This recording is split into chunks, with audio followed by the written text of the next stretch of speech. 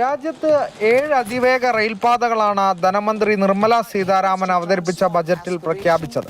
പിന്നാലെ കേരളത്തിലെ അതിവേഗ പാത ബജറ്റിൽ ഉൾപ്പെടുത്താത്തത് ചർച്ചയായി. തുടർന്നാണ് മെട്രോമാൻ ഇ ശ്രീധരൻ തന്നെ വിശദീകരണവുമായി രംഗത്തെത്തിയത്. ബഡ്ജറ്റ് വേണ്ട വിഷയമല്ലാതെ ഇത് നമ്മുടെ ഉദ്ദേശം ഒരു അതിവേഗ റെയിൽവേക്കുള്ള ഡീറ്റെയിൽ പ്രോജക്റ്റ് റിപ്പോർട്ട് ഉണ്ടാക്കി മാത്രമാണ്. അതിനും ഈ ബഡ്ജറ്റ് യാതൊരു ബന്ധമില്ല. എപ്പോൾ വേണമെങ്കിൽ ചെയ്യാമോ? അതുകൊണ്ട് ഞാൻ എക്സ്പെക്ട് ചെയ്തിട്ടില്ല.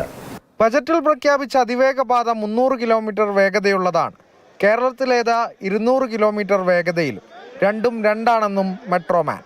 7 അതിവേഗ റെയിൽവേ പദ്ധതികളെ പറ്റി മെൻഷൻ ചെയ്തിട്ടുള്ളത് അത് ഡിഫറൻറ്റ് ആട്ടോ. അതിന് ബന്ധമില്ല. അത് 350 കിലോമീറ്റർ സ്പീഡുള്ള ട്രെയിൻസാണ്. നമ്മൾ ചെയ്യുന്ന 200 കിലോമീറ്റർ സ്പീഡാണ്. കേരളത്തിലെ ജനങ്ങൾക്ക് ആശങ്ക വേണ്ട, അതിവേഗ റെയിൽപാത നടപ്പിലാവുമെന്ന് അടിവരയിട്ട് പറയുകയാണ് ഇ ശ്രീധരൻ. അതിവേഗ റെയിൽ ബജറ്റിൽ പ്രതീക്ഷിച്ചതല്ലെന്നും പദ്ധതി ഓണാണെന്നും പറഞ്ഞ മെട്രോമാൻ നാളെ പൊന്നാനിയിൽ ഓഫീസ് തുറന്ന് പ്രവർത്തിക്കാനും ഒരുങ്ങുകയാണ്. അരുൺ അമൃതനാഥ്, മാതൃഭൂമി ന്യൂസ്, മലപ്പുറം.